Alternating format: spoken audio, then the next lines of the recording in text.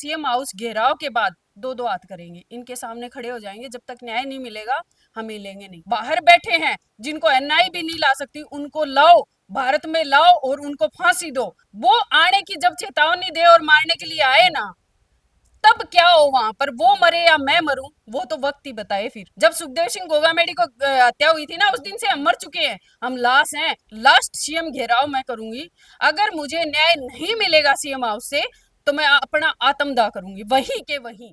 बहुत स्वागत है आपका हमारा समाचार में और मैं हूं आपके साथ दिव्या शेखावत। देखिए, मैं सुखदेव सिंह जी के घर पे मौजूद हूं। उनकी धर्मपत्नी मेरे साथ है शीला जी, और आज मैं उनसे इसलिए भी मिल रही हूं कि देखिए, बहुत लंबा समय हो गया है, सुखदेव सिंह जी को अभी तक न्याय नहीं मिला है। मैं शीला जी की कुछ पोस्टें देख रही थी जिसमें उन्होंने न्याय को लेकर एक आह्वान किया है कि अगर सरकार उनकी जो बातें हैं वो नहीं मानती है या सुखदेव सिंह जी को न्याय नहीं मिलता है, तो जयपुर कूच की ओर एक ऐलान किया गया है। शीला जी मेरे साथ हैं, उनका बहुत स्वागत करूंगी और उनसे जानूंगी कि एक लंबा समय शीला जी हो गया है, न्याय के लिए आप लोगों को भी जो है भटकना पड़ रहा है।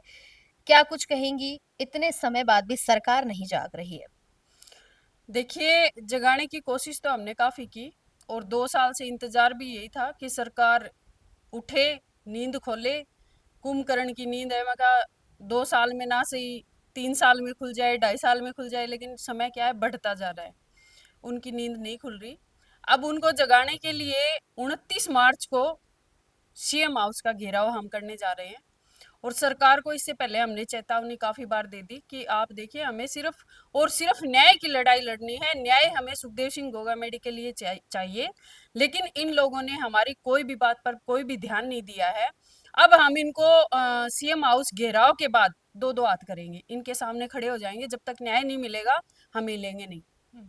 सुखदेव सिंह जी की जब हत्या हुई थी शीला जी, तो एनआईए जांच के गठन की मांग आप लोगों ने की थी। एनआईए जांच भी उन्होंने की है, उस जांच से आप लोग संतुष्ट नहीं है? पहली बात तो देखिए, मैं बता दूं कि एनआई की जो कड़ी थी ना, वो एनआई की कड़ी हमने नहीं मांगी। वो हमारे जो समाज के वरिष्ठ जन थे जिन्होंने वार्तालाप की थी, उस वक्त उन लोगों ने सरकार के सामने मांग रखी थी। हम्म। मांग रखने के बाद में सरकार ने ये एनआई की जांच दी भी, लेकिन एनआई की जांच जीरो, हम्म। जीरो से कभी आगे गई ही नहीं। जब हमारी राजस्थान सरकार ने, राजस्थान के प्रशासन ने 8 लोगों को हम्म। पकड़ करके जब इनके हवाले किया था, आज भी वही 8 लोग हैं। 8 से 9वां लोग इन्होंने नहीं पकड़ा। हम्म। जबकि सुखदेव सिंह गोगामेडी के जो मर्डर में 3 जो मुख्य आरोपी हैं, रोहित गोदारा, महेंद्र मेघवाल और वीरेंद्र चारण, जो आए दिन आपने देखा होगा फिरौती के लिए मांगे भी करते हैं और धमकियां भी लोगों को देते हैं, वो अभी तक विदेश में बैठे हैं। हम्म। उनको लाने के लिए एनआई ने आज तक एक कदम भी नहीं उठाया। जब चार्जशीट पेश हुई, उस टाइम पे भी हमें यही कहा गया कि जल्द से जल्द, हो सकता है दिसंबर के आसपास आपको अच्छा रिजल्ट दें और हम्म। उन लोगों को पकड़ करके भारत लाया जाए। हम्म। लेकिन आज तक उन लोगों का नाम भी एनआई में नहीं आया है। और मुख्य मैं कह रही हूँ, इन ये नहीं है, आरोपी काफी सारे हैं। संपत नेहरा करके भी है, जो जिसने उस टाइम भी सुखदेव सिंह गोगामेडी को धमकियां दी थी, उस टाइम भी काफी बार इसके कॉल आते थे।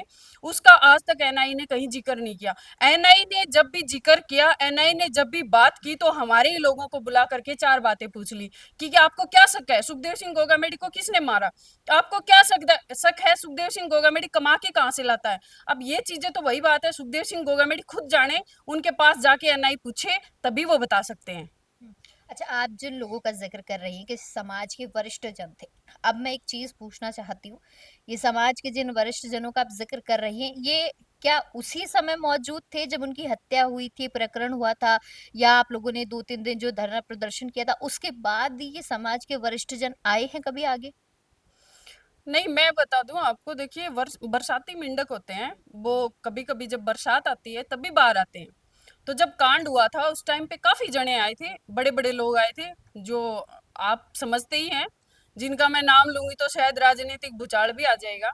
वो लोग उस टाइम पे आए, बातचीत की, हम ये कर देंगे, हम सुखदेव सिंह गोगामेडी को न्याय दिला के मानेंगे, हम काट देंगे, हम मार देंगे, ऐसी काफी सारी बातें चली थी।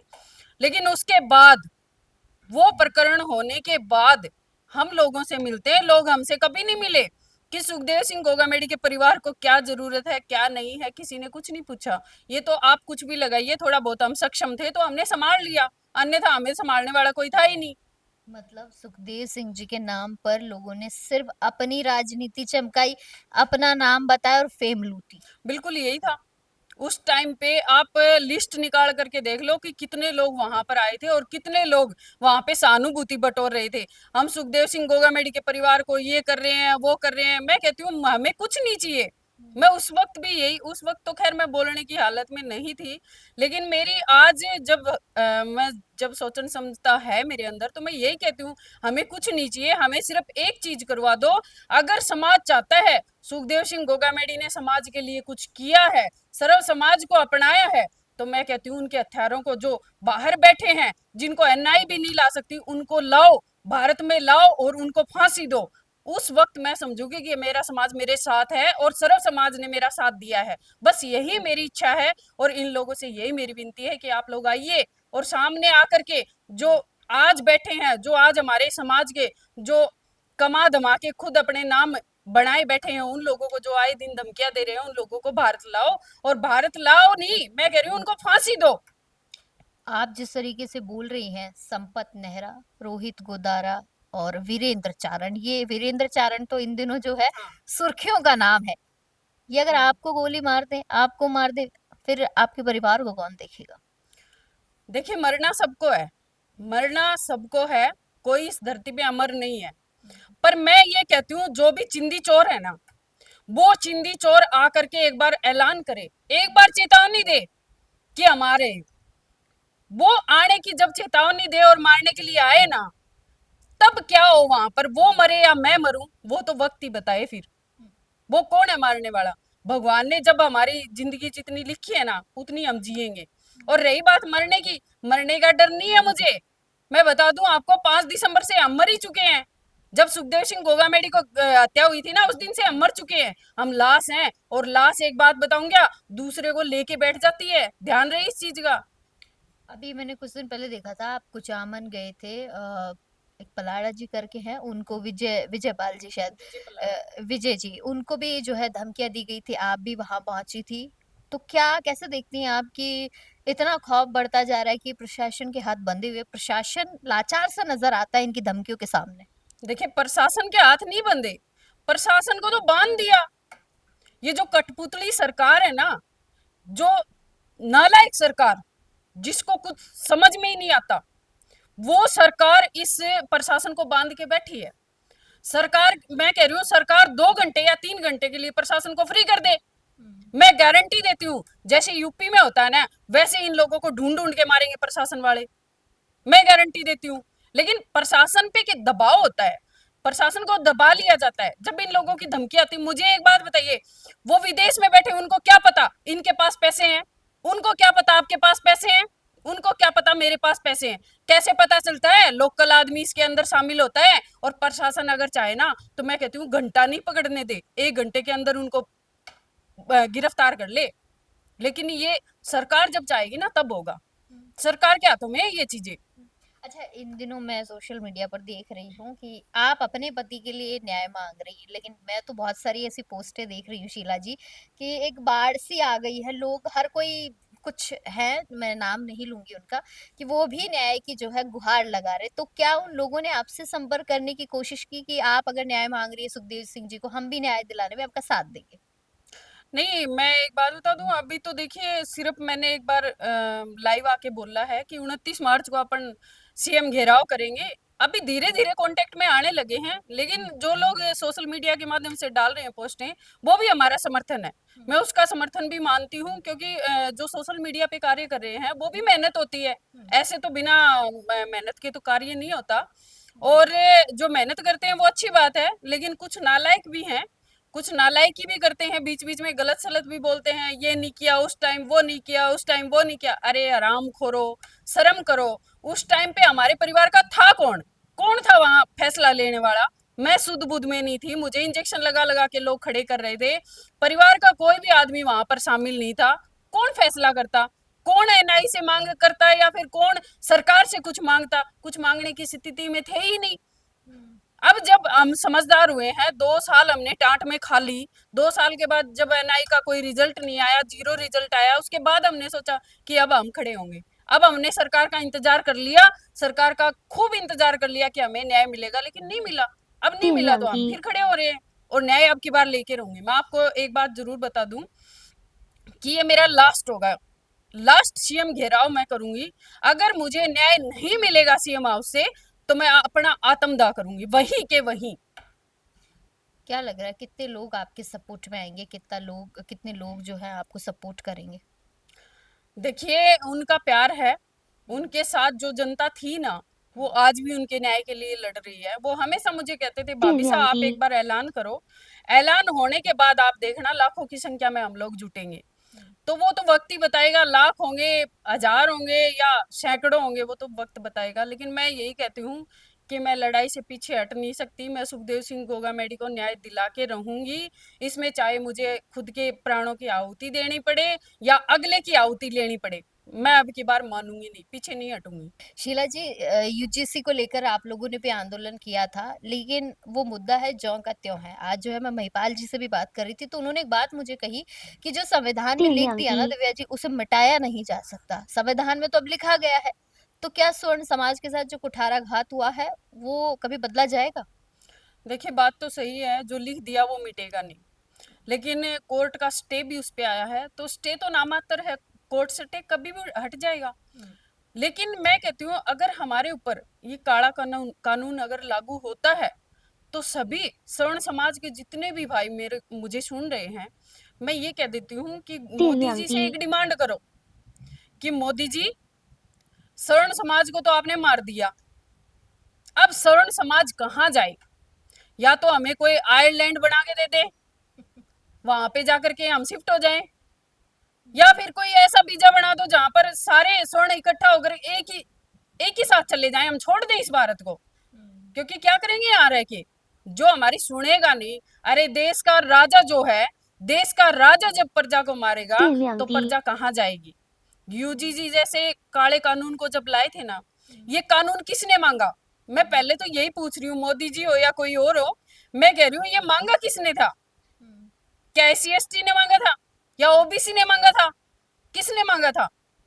फिजूल में हमदर्दी, हमदर्दी चाहिए इन लोगों को, और फिजूल में इनको वोटों की राजनीति चाहिए।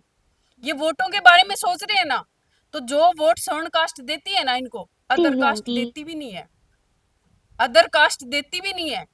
सवर्णों को लात मार के अगर ये सोच रहे हैं ना कि भाई ये मतलब खुद की राजनीति चमका लेंगे, तो ये तुम्हारा वहम है। जितने भी SC ST के हैं, ओबीसी के हैं, सब हमारे साथ रहते हैं। कैसे हमारे से दूर कर दोगे? और कैसे दूर हो जाएंगे? अरे जो लोग हमारे पास रहते हैं, हमारे साथ रहते हैं, हमारा भाईचारा है, उसको राजनीति खा नहीं सकती, और राजनीति को खाने भी नहीं देंगे हम। ये और बता दूं, राजनीति को खाने नहीं जी, जी देंगे आंटी। उनको। हम उनके दिलों में अपना प्यार बसाया है, वो प्यार कैसे खत्म होगा? एक कानून से? अरे कानून तो जो पढ़े लिखे हैं वो जानते हैं, अनपढ़ तबके के लोग हैं वो थोड़ी ना जानते हैं यूजीसी होता क्या है। यूजीसी की फुल फॉर्म नहीं पता उनको। तो ये है, ये राजनीतिक प्रोपगंडा है, ये मोदी जी का लाया हुआ प्रोपगंडा है, ये मोहन भागवत का लाया हुआ प्रोपगंडा है। अच्छा, एक बात बताइए भी, अगर मैं प्रदेश की बात करूं तो इसी जनरल कैटेगरी से काफी सारे जी, नेता जी आते आंटी। हैं, मंत्री आते हैं, और खुद हमारे तो सीएम साहब भी जनरल कैटेगरी से ही आते हैं। तो मैंने कभी किसी नेता को विरोध करते हुए नहीं देखा। इवन अभी तो जो है विधानसभा चल रही, तब भी मैंने किसी नेता के मुंह से या मंत्री के मुंह से यूजीसी का नाम नहीं सुना।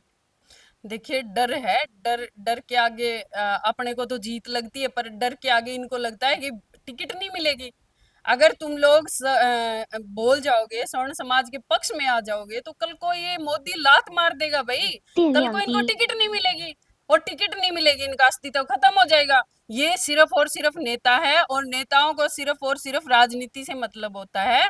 मैं बता दूं आपको, अगर लड़ेगा सवर्ण कास्ट के लिए, अगर लड़ेगा तो कोई सामाजिक नेता ही लड़ सकता है।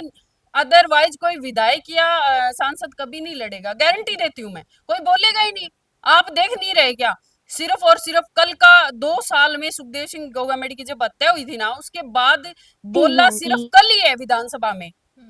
भाई हत्यारों के लिए जो आवाज उठी है ना, गैंगस्टरों के लिए, वो कल ही उठी है, अदरवाइज कब उठी? मुझे बताइए। डरते हैं, डरते हैं, इनको डर है कि कल को उनको धमकी देते देते ये तुम्हारे घर आ जाएंगे। इनको डर है। और जो डरेगा वो कहाँ बोलेगा? आपको पता है, नहीं बोलेंगे, कभी भी नहीं बोलेंगे। इनको वोट चाहिए, वोट की राजनीति चाहिए, और बीजेपी से ये कभी भी दुश्मनी मोल नहीं ले सकते, इनको पता है कि पहली बात तो देखिए, एक छोटी सी बात ये भी है कि जो चोर होगा ना, 电量 उसको 低， सबसे पहला डर यही रहेगा कि कहीं मेरी चोरी ना पकड़ी जाए।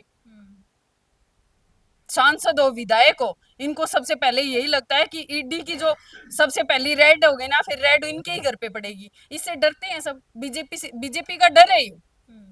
अच्छा, अगर ये बिल है जो यूजीसी है, अगर ये लागू हो जाता है तो जो बच्चे हैं अभी पढ़ने जाएंगे स्कूलों में, कॉलेजेस में, उन पर क्या प्रभाव पड़ेगा? वो क्या दिमाग लेके जो है एंटर करेंगे कि जो है 电量低， ओबीसी हो गए, एससी एसटी के बच्चे हो गए, उनसे बात करे नहीं करे, यारी दोस्ती करे कि नहीं करे, क्या प्रभाव पड़ेगा?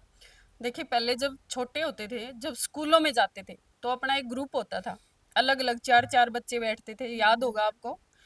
तो वो ग्रुप पे अब जो स्वर्ण कास्ट है उसका अलग बनेगा, ओबीसी का अलग बनेगा, और जो एससी एसटी है उसका अलग बनेगा। सब बच्चे अलग अलग बैठेंगे, वहां कोई समानता नहीं 电 होगी। 量低， और उसको बढ़ावा देने वाले कौन होंगे वहां पे? जो अभी तो नहीं है, लेकिन बाद में धीरे धीरे वो टीचर भी तो होंगे ना। वो बच्चों को बताएंगे कि बेटा इससे बात मत करना, ये यूजीसी लगा देगा। कि बेटा इससे बात मत करना, ये यूजीसी लगा देगा। फिर बच्चे पूछेंगे कि सर यूजीसी होता क्या है?